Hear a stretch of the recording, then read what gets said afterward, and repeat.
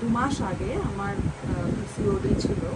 তো আমি ডক্টর সাহার কাছে এসেছিলাম। তো আমি ওনার suggestion, as per his suggestion আমি মেডিসিন করেছি, কনসাল্ট করেছি, মেডিসিন নিয়েছি।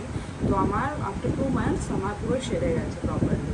আচ্ছা, পিসিওডিটা ছিল কতদিন ধরে ডিটেক্টেড আপনার? এটা আমি ইউএসসি করেছিলাম 2 মাস আগে।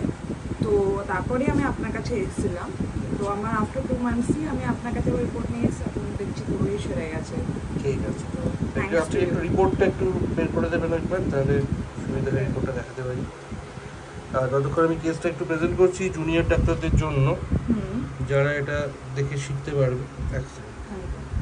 আচ্ছা, এই মুহূর্তে রিপোর্ট হচ্ছে এটা only mild collection in pouch of Douglas, যেটার কোনো ডায়াগনস্টিক ভ্যালু নেই, পিসিওডির কোনো ব্যাপার নেই, ওভারিজ আর অল ক্লিয়ার। আর সেটা আগের বারে ছিল পিসিওডি প্রপারলি ডায়াগনোস ছিল, মাল্টিপল 15 থেকে 20টা সিস্ট ছিল, 4 to 5 mm সাইজের। আচ্ছা, সিস্টটা সেরে গেছে সেটা বড় কথা নয়, কী মেডিসিন দিয়েছিলাম আর কেন দিয়েছিলাম সেটা তোমাদের শেখার জন্য আমি বলে দিচ্ছি।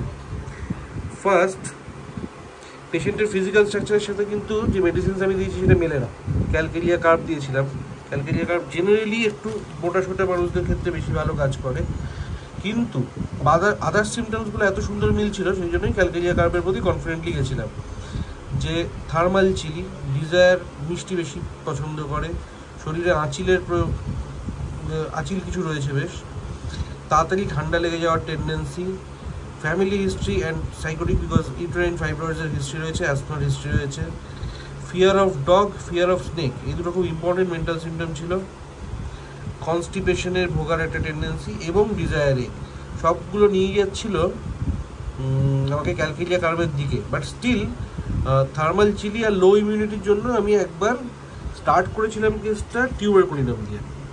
তো টিউবারকুলিনিয়াম 1000, তারপরে ক্যালকেরিয়া কার্ব 200, 1M, 10M, আর সাপোর্টিভ মেডিসিন ছিল থুজা, ওরিয়ান কম্বো। 2 মাসের দেওয়া ছিল, 2 মাস পরের রিপোর্টেই ফলোআপে অলরেডি কিওর্ড। এখন শুধু আপাতত নেক্সট 2 মাসের একটা হরমোনাল কারেকশন ট্রিটমেন্ট চলবে, নাথিং এলস।